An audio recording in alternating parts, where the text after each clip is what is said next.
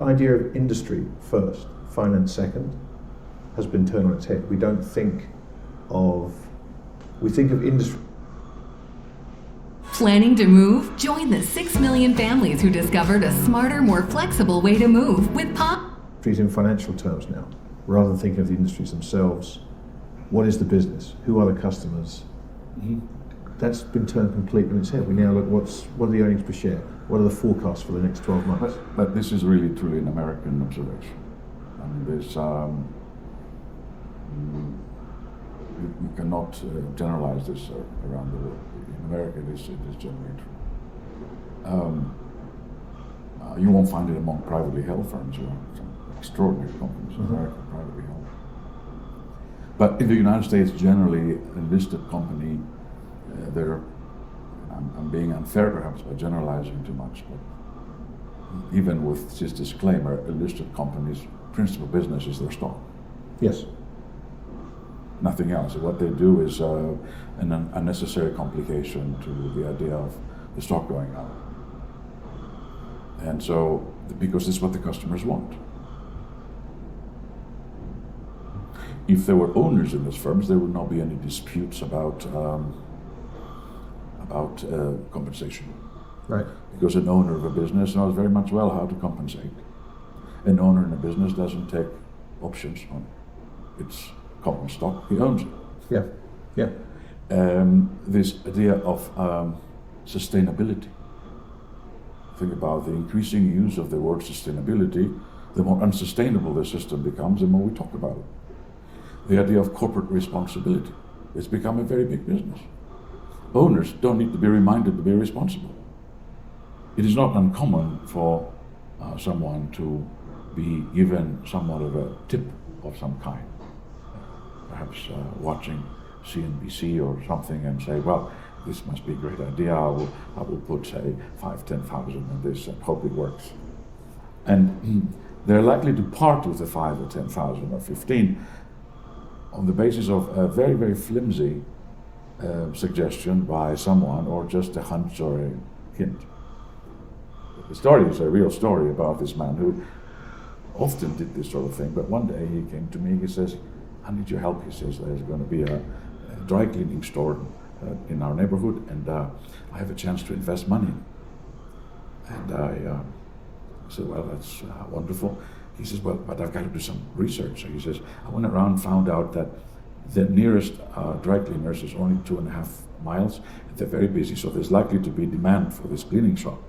I also went to industry to find out what the operating margins are for dry cleaning stores and what is the nominal labor component versus the amortization equipment and on and on. And so this man was a dentist, actually. He was an educated man by nominal standard. The moment he had an opportunity to invest in something that was not quoted, and he didn't really know what he's likely to do, he became fascinated with the idea of being an owner in dry cleaners. But he saw the necessity of understanding those ingredients that would otherwise contribute to the success or failure of this investment. Whereas, on the other hand, because an investment, throwing money on a tip, is the kind of thing that allows you, well, the next day to sell it or buy more, etc. That liquidity gives you an excuse not to want to know anything, not to understand anything. I think this, for me, it was an incredibly interesting example of a microcosm of a larger world. Yeah. Again, I think when you look through history and people bought into their South Sea company in London, they bought in the Mississippi Bubble Company in Paris some years ago. Man has always sought to become rich without work. I'm not interested in that. See, I'm not interested in a man who's already rich, who's already earned something, and he wants to keep it. These are different people. Their needs are different, their world is different. So if you have some money in your pocket, some ability, and somebody wants to become rich, there are a million places where you can go gamble, from Las Vegas to everywhere, to Wall Street, to ETFs, and there's just a number of ways. Bitcoins, there's everything. But for someone who has already acquired, has the fruit of past labors at hand. The tools with which you protect wealth are different from the tools that are needed to create it to start with. And so the tools are different, the framework is different, the objectives are different, the methods are different, the language is different. I have a habit of revisiting decisions, good or bad, over the years, and I go back and I ask myself, what is it that I should have seen that I didn't? Yep. What was possible to see that one overlooks? I also ask myself, what could I have seen that I didn't? What did I see, and how did I focus on this that others perhaps didn't? The idea behind this is to be able to separate an element of luck and happenstance from skill. Now, of course, since then now I'm making a lot fewer decisions than I ever did in the past. I think back those days I would make 20 or 30 decisions, investment decisions a year. Today I make one, maybe two in a very busy year. Right. The ability, though, the necessity to go back and examine decisions is necessary because it hones your skills in understanding. Because what you see is, I've come to the conclusion that perhaps we can talk about this at some point, that the unseen and the unmeasurable are more important than the other kind. And that has come from such observations over the years. Things that kill you are oftentimes things that you cannot measure or you cannot see. Generally with respect to people, perhaps. Yeah.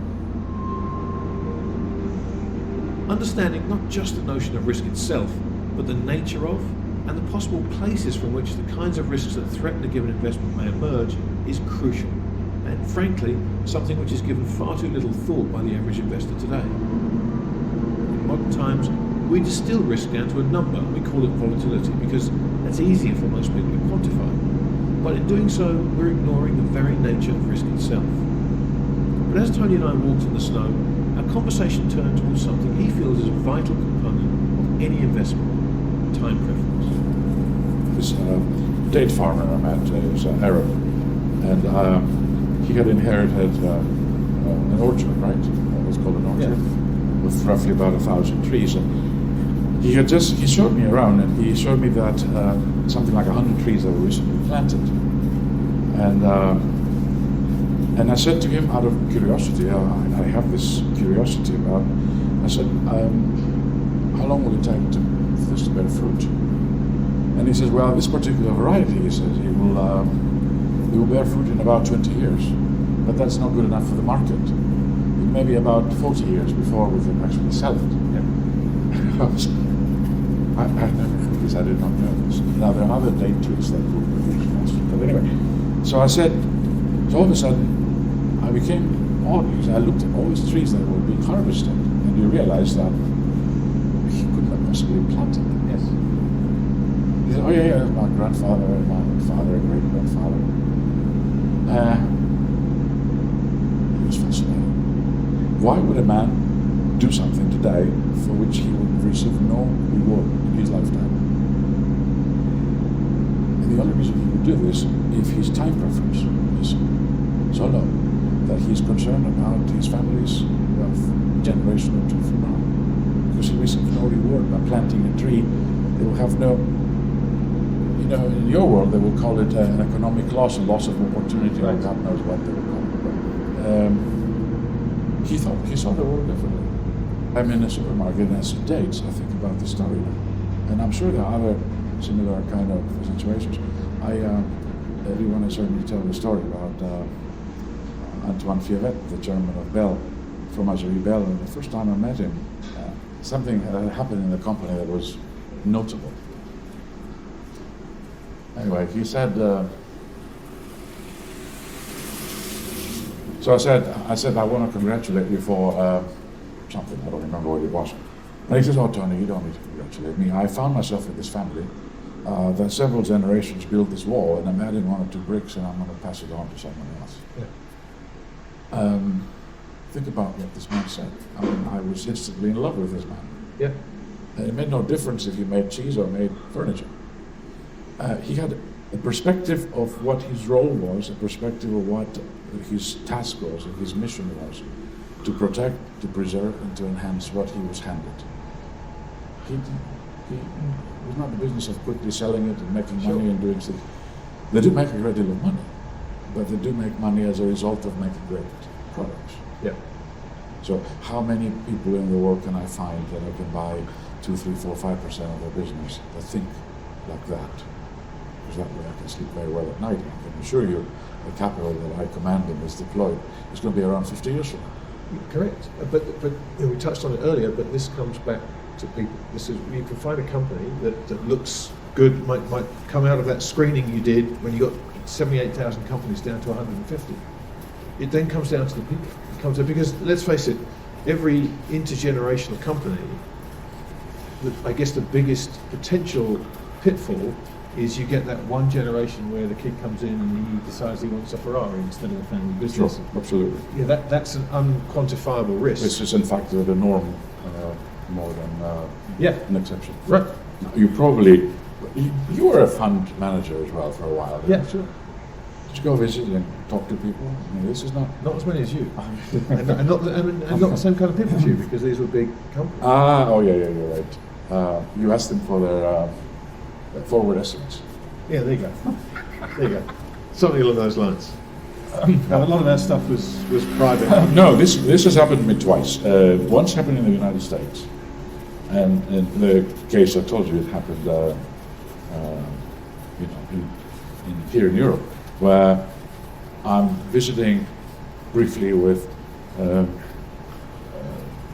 man who runs the business, who is a member of the family who owns a large stake, and many times they are really involved in the production of things. They're really not. They don't drive a Rolls Royce or a Series 6 BMW. And so he says, "How many shares you own?" I said, X. I don't remember what it was. He said, "By the way, what's our stock price nowadays?" Nowadays. Yeah, nowadays. Yeah. And he was genuinely curious, because I mean he could have found out, but it didn't occur to him that it was necessary for him to know what the current price was. Sure. And so oftentimes you see, for example, let me just give you, I sometimes think about this. Yesterday we have one holding in which someone sold 14 shares. Right. The prior closing price was €505. Yes? Yep. The new bid was 480, asking 550, 540.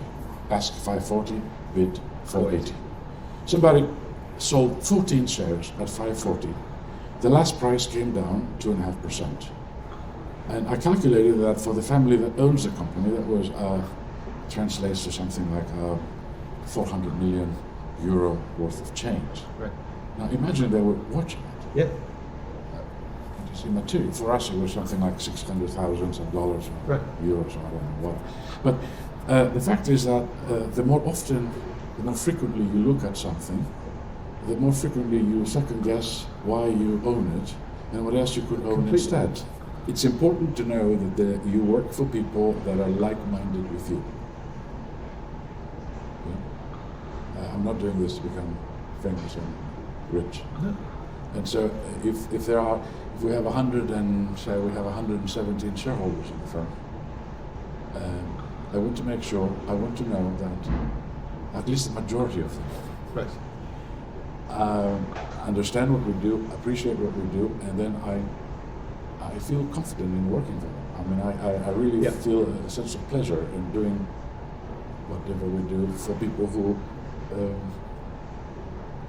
if they were strangers and if there were people who were going somewhere else or wanted something else or wanted excitement in life, and we've been told many times, why don't you leverage the portfolio, borrow money? Yeah. I've never done this. Yeah. Why don't you sell something short? Never done this before. I don't even know how to do it. Right.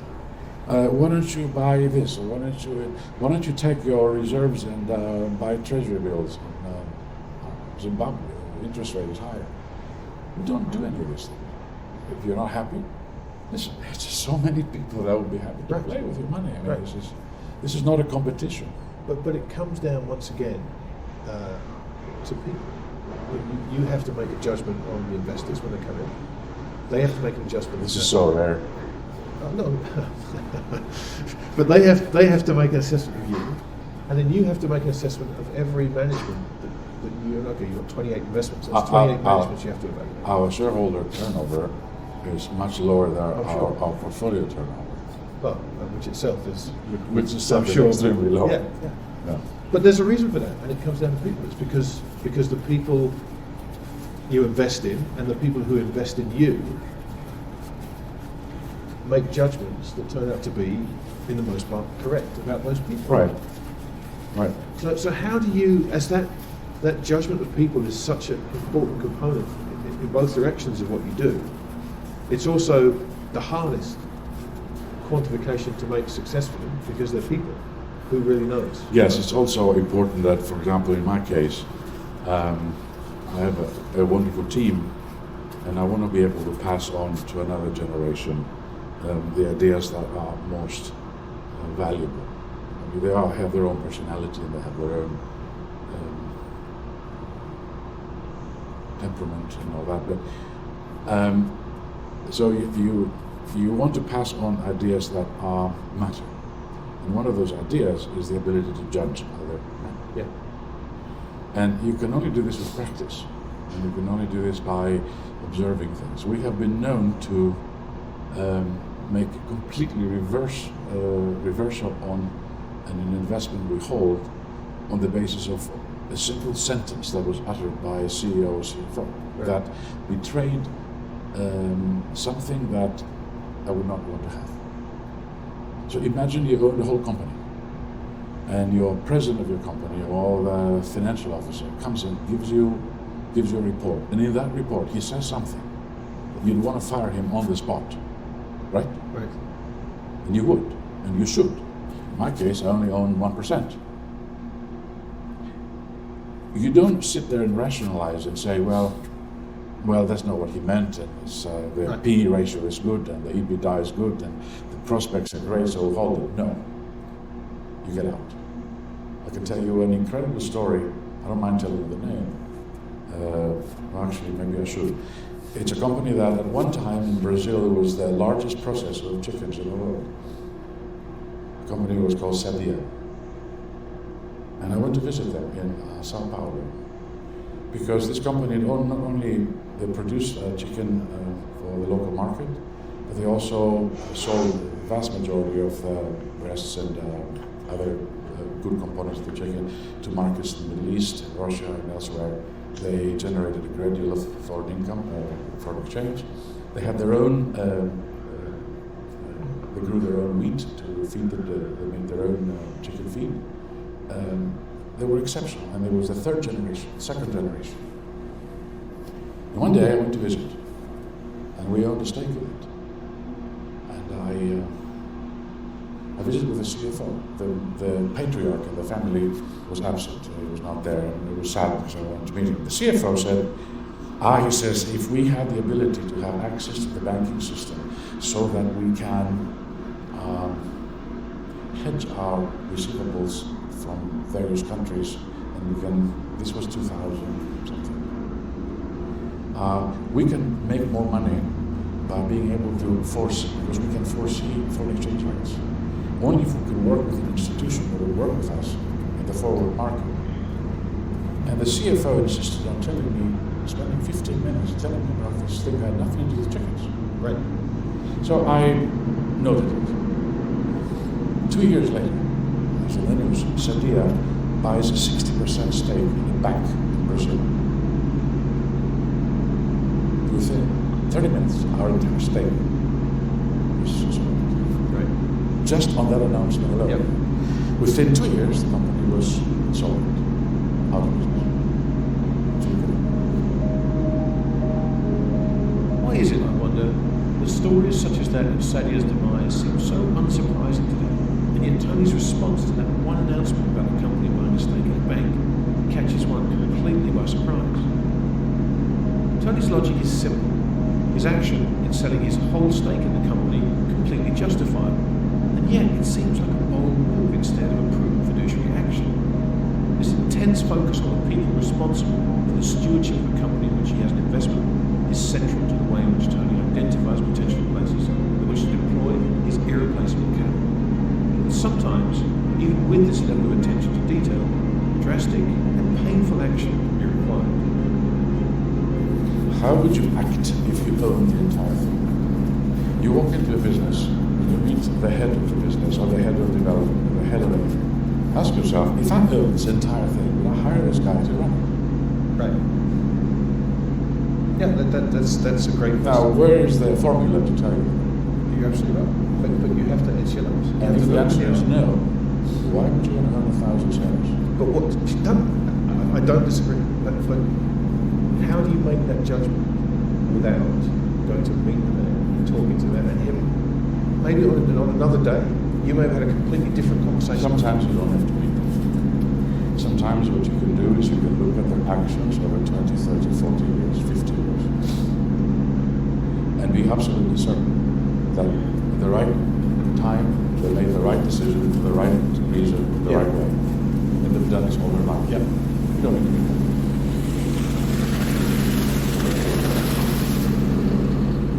We have a fairly large investment in France, and I have never met, actually two, I've never met the people involved. But I am extremely assured, as much as I've done everything else, that they are the right people doing the right thing in the right way. Yeah. Assured. On the other hand, I must tell you about an unbelievable error in judgment we made, because we bought a large stake in a company that by all standards had enormous value. And the people who run it said all the right words. Blah, blah. And it was not until a year or two later that, through sleuthing really, we came to conclude that what they said and what they did and how they acted was completely different. And so, no matter how valuable the company was, it makes it. And it was actually quite painful, mostly to my own ego. Of course. Because I had invested a lot into understanding this. Today, you're suffering from culture and accountability. Look how many times I've heard recently the word transparency. Everybody says the same. When I was a young man, no one really knew the word transparency. When a company is owned by an owner, there's no need for transparency. Right? Yeah. When a company is owned by someone who is responsible to the owner, that's all we need is responsibility. We used to have this word. Now we have manufactured all this bureaucracy and this to satisfy our nominal need that things are being reported, etc. Every fraud in the world had audited financial accounts. Everyone. Yep. So that doesn't mean anything either, does it? No, it doesn't. It doesn't. This is an old business in making barrels for wines and spirits, and the Francois family in France had controlled it for years. But Kazan was a bit more ambitious, and he saw opportunities in an industry that was being consolidated, principally on account of competence, particularly cooperages in Scotland. Because it may sound a simple thing, making a barrel, but it actually isn't. It takes a lot of work, and you need to know what to do with the wood components. You need to teach people how to. It's really difficult. But they're very traditional. For example, this company relied mostly for most of its life on demand for barrels in the Bordeaux and Burgundy regions in France. In fact, they have, I think, all the market for that. But they've grown. Now they have operations in Australia, in California, in Scotland, in South Africa, Chile, I think. All these details. The point is that they have grown to be really the largest company of its kind in the world, even though they are only 250 million in size. Yeah. And this is in a business that people would consider boring. There's nothing sexy or exciting about making barrels. But I tell you, they'll be making the same barrels 50 years from now, and they'll be the very best of it, and they will be 3, 4, 5 times the size they are today. But that's durability, that's endurance. You talk about finding these businesses that people think are boring because they don't balance sheet, they don't chase growth, they don't do these things. Talking about durability and permanence, so I have to bring up something like that. Why do you? Well, because I feel like it's a permanent asset, it's a durable asset.